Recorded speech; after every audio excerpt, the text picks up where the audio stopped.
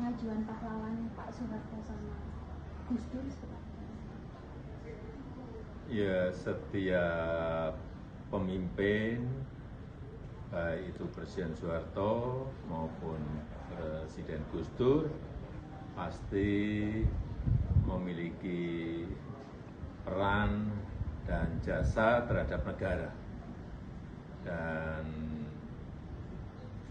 kita semuanya harus menghargai itu, dan kita sadar setiap pemimpin pasti ada kelebihan dan pasti ada kekurangan. Dan pemberian gelar jasa terhadap para pemimpin itu juga melalui proses-proses, melalui pertimbangan-pertimbangan yang ada dari tim pemberian gelar dan jasa. Saya kira kita semua sangat menghormati peran dan jasa yang telah diberikan baik oleh Presiden Soeharto maupun Presiden Gus Dur bagi bangsa dan negara ini. Pak, melihat dinamika saat ini kan khususnya untuk Presiden Soeharto banyak yang mengecam ataupun tidak setuju gitu, bagaimana Pak? Ya, biasa dalam negara demokrasi ada pro kontra, ada yang setuju, ada yang tidak setuju, saya kira biasa. Tapi yang jelas ini kan ada timnya, para pakar yang juga memiliki pertimbangan-pertimbangan yang kita semua harus menghargainya. Harapan? Setuju nggak sih Pak dengan konsep mikul debur menjero untuk para pemimpin termasuk Ya, Presiden? sangat baik. Kalau Bapak sendiri setuju nggak Pak dengan Pak Soeharto diusulkan sebagai pahlawan? Tadi kan sudah saya sampaikan.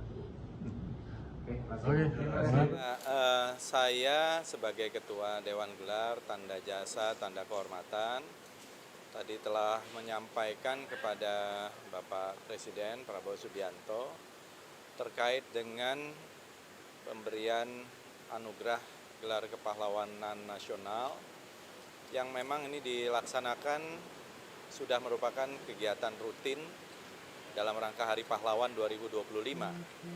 Jadi proses dari pengusulan pahlawan nasional ini adalah proses dari bawah, dari masyarakat, dari kabupaten kota. Kemudian di sana ada tim peneliti yang terdiri dari para pakar dari berbagai latar belakang. Setelah dari kabupaten kota ke provinsi, di sana ada juga tim peneliti, akademisi dan juga sejumlah tokoh yang menilai TP2GD ya. Kemudian setelah itu kepada TP2GP di Kementerian Sosial. Dan Dewan Gelar GTK Tanda Jasa Tanda Kehormatan ya telah menerima ini dari Kementerian Sosial yang juga merupakan hasil kajian dari TP2GP. Ada 40 nama calon pahlawan nasional yang dianggap telah memenuhi syarat dan ada 9 nama yang merupakan bawaan carry over dari yang sebelumnya. Jadi totalnya ada 49 nama. Nah, tentu dari kami dari tim GTK ini telah melakukan juga kajian, penelitian, rapat, ya, sidang terkait hal ini. Jadi telah diseleksi tentu berdasarkan kalau semuanya memenuhi syarat, ya. Jadi tidak ada yang tidak memenuhi syarat. Semua yang telah disampaikan yang memenuhi syarat. Perjuangannya semua jelas, latar belakangnya, riwayat hidupnya, dan sudah diuji secara akademik, secara ilmiah, gitu ya. Riwayat perjuangannya ini telah diteliti dengan seksama melalui beberapa layer, beberapa tahap, dan sekarang tentu karena kita juga mendekati Hari Pahlawan, kita telah menyampaikan ada 24 nama dari 49 itu yang menurut Dewan GTK yang memerlukan telah diseleksi mungkin bisa menjadi prioritas. Nanti kita akan melihat ya perkembangan ya tadi telah saya sampaikan, termasuk juga riwayat hidup dari calon pahlawan nasional. Ya mereka ini sebenarnya sudah pahlawan nasional, tapi tentu kita menyeleksi berdasarkan pertimbangan-pertimbangan termasuk gender, provinsi, dan lain-lain. Saya kira itu. Ya nanti kita lihat lah ya. Untuk nama-nama itu memang semuanya seperti saya bilang itu memenuhi syarat. Ya, termasuk nama Presiden Soeharto itu sudah 2-3 kali bahkan diusulkan. Ya, dan juga beberapa nama lain, ada yang dari 2011, ada yang dari 2015, semuanya yang sudah memenuhi syarat.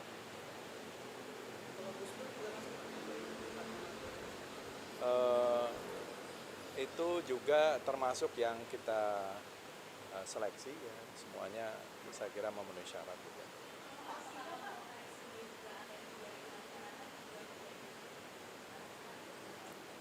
Ya, ini kan juga yang datang juga dari masyarakat juga ya. Tadi seperti yang saya ceritakan, prosesnya ini benar-benar dari bawah gitu.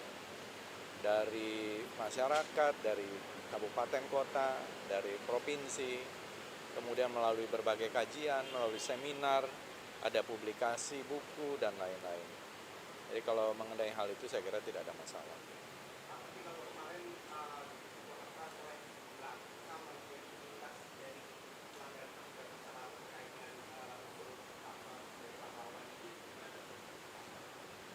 Ya, saya kira itu sebagai masukan ya, masukan.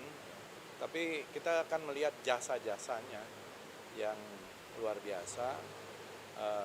Karena tadi semua 49 nama ini adalah jasa-jasa orang-orang yang sudah dipertimbangkan dengan masak melalui kajian, mereka berjasa luar biasa gitu. Makanya diusulkan. Kalau enggak tidak mungkin diusulkan.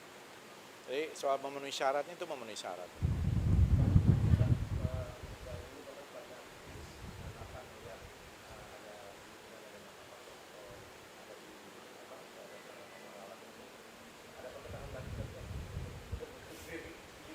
Kalau saya nggak ada.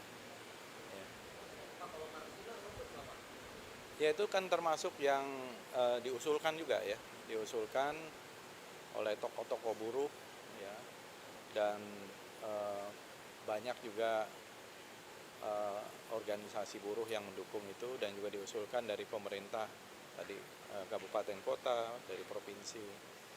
Itu termasuk nama dari 49 nama itu.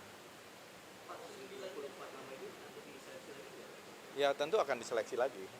Ya sementara ya termasuk oleh kami sendiri ya, akan disortir lagi gitu ya. Kira-kira untuk disampaikan nanti kepada presiden. Memang selama ini dalam sejarahnya kita tidak pernah ada ketentuan mengenai jumlah. Tetapi memang selama ini dari usulan itu tidak selalu sama dengan yang kemudian diputuskan menjadi pahlawan nasional. Jadi ada yang misalnya usulannya pernah 10 yang dijadikan pahlawan nasional dalam keputusan menjadi 5 misalnya, contoh ya seperti itu. Jadi tidak selalu yang diusulkan termasuk melalui proses ini sesuai dengan jumlah pengusulannya. Jadi ini sangat tergantung juga karena memang ini kan masih akan ada lagi juga tahun depannya lagi, dan seterusnya.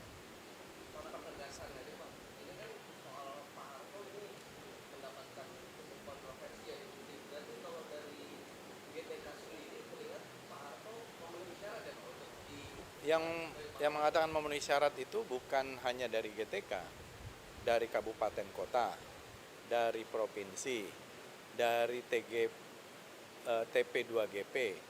Yang di dalamnya juga, di dalam TP2GP juga akan ada sejarawan, ada macam-macam tuh orang-orangnya di dalam itu. Ada sejarawan, ada tokoh agama, ada akademisi, ada aktivis, ya. Kemudian di Kementerian Sosial dibawa ke kami. Jadi memenuhi syarat dari bawah, dari beberapa layer itu sudah memenuhi syarat.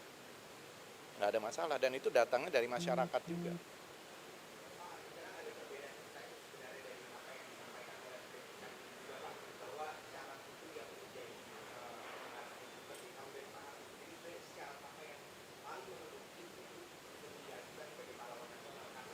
Kalau dalam pengusulan saya kira banyak ya. Beliau memimpin serangan umum 1 Maret. Itu sebagai contoh, 1 Maret itu serangan besar, serangan umum 1 Maret itu salah satu yang menjadi tonggak Republik Indonesia itu bisa diakui oleh dunia, masih ada. Karena Belanda waktu itu mengatakan Republik Indonesia sudah cease to exist, sudah tidak ada lagi. Jadi di perundingan-perundingan di New York ketika itu, Indonesia sudah tidak ada, pemimpinnya sudah ditangkap, wilayah sudah dikuasai, rakyatnya sudah tunduk.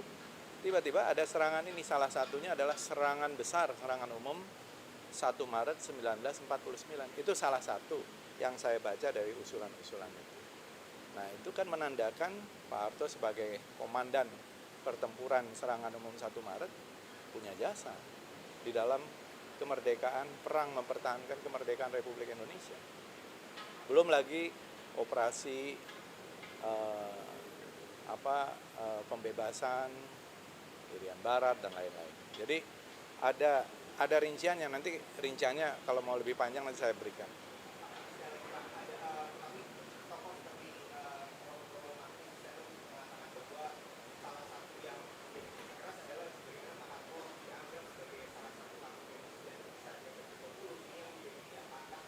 Nggak pernah ada buktinya, nggak pernah terbukti. Pelaku genosida apa nggak ada. Saya kira nggak ada itu.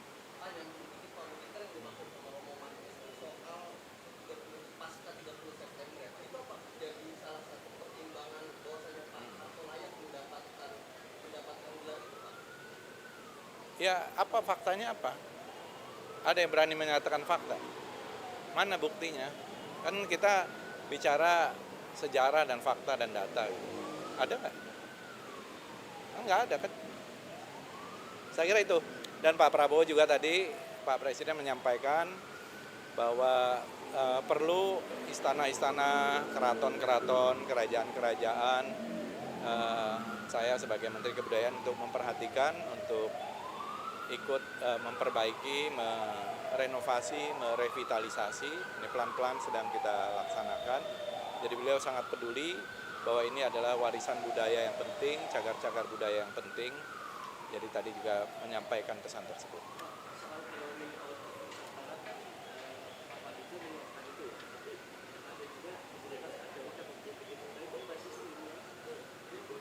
Kalau itu basisnya saya kira kuat ya. Bahkan sudah ada yang membuat teori out of Asia. Selama ini kan selalu dikatakan teorinya itu manusia itu dari Afrika. Semua manusia katanya dari Afrika. Teori ini sudah di-challenge dengan hipotesa juga multi-region migration gitu ya. Jadi tidak selalu bisa juga dari Asia ke Afrika, ke Eropa dan sebaliknya. Jadi saya mengatakan out of Nusantara itu karena banyak sekali temuan-temuan dari sini. Itu pun ya subjek untuk diteliti kembali. Lukisan-lukisan purba kita umurnya 51.200 tahun. Dan temuannya banyak. Di Maros Pangkep ada 700-an lukisan-lukisan purba yang umurnya paling tua 51.200 tahun. Di Gua Sangkurilang di Kalimantan Timur itu ada 58 gua dan ada 2.500 panel. Ya, kemudian di Gua Lidah Air yang diperkirakan 60.000 tahun, Gua Harimau 22.000 tahun. Jadi kita ini dan juga banyak gambar-gambar perahu. Jadi nenek moyang kita mungkin bermigrasi dengan menggunakan perahu. Nah, itu eranya Homo sapiens, eranya Homo erectus ya kita tidak tahu itu. Temuannya paling banyak 60% ada di sini juga. Jadi saya mengemukakan itu supaya kita tidak terpaku kepada sebuah teori yang mapan, out of Africa, bisa juga out of Nusantara. Dan sudah mulai banyak yang melirik teori baru ini. Ya saya memang mengatakan out of Nusantara dan ya itu bisa diperdebatkan secara ilmiah.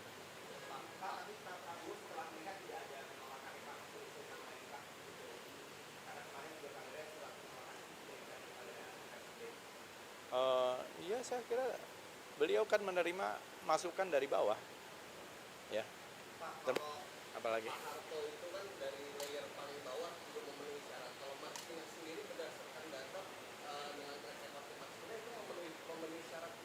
Memenuhi syarat. Iya. Kan perjuangan buruh, perjuangan menginspirasi juga ya. Yang saya kira soal perjuangan untuk kesejahteraan buruh, hak-hak buruh dan lain-lain. Penulisan sejarah sudah selesai dari bulan Agustus, sekarang dalam proses editing. Mudah-mudahan nanti bulan depan saya kira, ini saya sendiri sampai hari ini belum lihat. Karena yang menulis ini adalah para sejarawan, 34 perguruan tinggi yang terlibat. Ya. Jadi di Kementerian Kebudayaan itu baru didirikan kembali Direktorat Sejarah. Tadinya Direktorat Sejarah ini sudah almarhum. Ya, kita hidupkan kembali karena katanya sejarah ini penting. Katanya gitu loh. Nah, kalau ada Direktorat Sejarah, berarti ya harus menulis sejarah dong. Kalau nggak, untuk apa ada Direktorat Sejarah? Nah, maka kita buatlah sejarah buku ini. Nanti mungkin tahun depan kita akan buat sejarah kemerdekaan, perang kemerdekaan, sejarah Majapahit, sejarah Pajajaran, sejarah Sriwijaya, gitu-gitu ya. Jadi ini belum selesai dan saya juga belum lihat karena ada proses editing, editor jilid, editor umum, proofread, bahasa dan lain-lain. Mudah-mudahan. Terima kasih ya teman-teman. Terima kasih.